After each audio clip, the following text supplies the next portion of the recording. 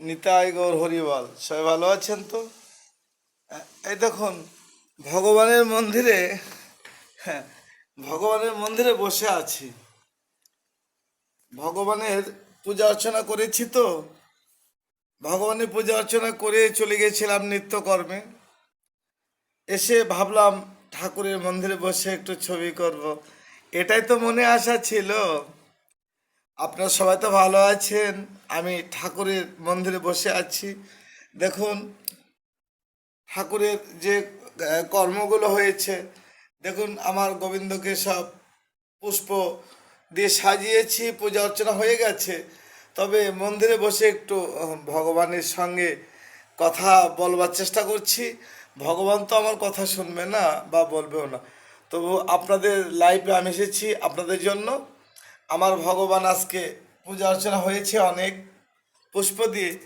দেখুন, এই দেখুন, কত সুন্দর করে পুষ্প সাজিয়েছি। এই যে দেখুন, ভগবানের পুষ্প সাজানো, দেখুন কি একটা যে সৌন্দর্য লাগছে ভগবানকে, দেখুন না। আহ, হ্যাঁ, দেখতে পাচ্ছেন তো অবশ্যই। ভগবান আমার যে কত আনন্দ হয়েছে, দেখুন না, আনন্দে বিভোর হয়ে আছে। এই যে দেখুন, এখানে মা লক্ষ্মী আছে। এই দেখুন, এই যে আমাদের গোবিন্দ আছে মন্দিরে, বাবা গোপাল আছে, দুর্গা লক্ষ্মী সরস্বতী কার্তিক গণেশ রাধাকৃষ্ণ। দেখুন মা নন্দরানী কৃষ্ণের কর্ণ ধরে কেমন যেন শাসন করছে, তাই মনে হচ্ছে না? হ্যাঁ, হ্যাঁ, এই তো, তাই না? দেখুন ওর পাশে আবার দেবাদেবী মহাদেব, দেখতে পাচ্ছেন তো?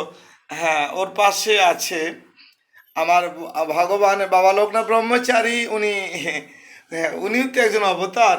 তাই ভগবানকে আমি সবাইকে তো সমান দেখি। আমার গোবিন্দ স্বরূপ আজ ভালো লাগছে খুব আপনাদের মাঝে আজকে আমার এই কৃষ্ণ আলাপনগুলো দেখাবার জন্য আমি খুব চেষ্টা করেছিলাম। তবে আজকে সময় হয়েছে, তবে আগামীতে সময় হবে কি না এটা তো জানি না, তাই না? তাই আমার মনে পড়ে ভগবানের সম্মুখে মন্দিরে বসতে পারলে কত যে আনন্দ। দেখুন, ভগবানকে ফুল দিয়ে সাজিয়েছি, আমার গোবিন্দ ঝলমল করছে। তাই না, করছে না?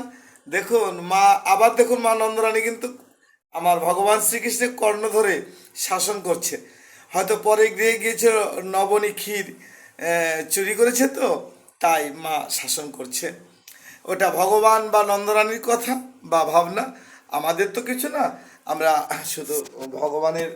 এই দেখুন, এই দেখুন, ভগবান রাধা গোবিন্দ, এই যে ভগবান নারায়ণ পুষ্প দিয়ে সাজিয়েছে, গণেশকে সাজিয়েছি।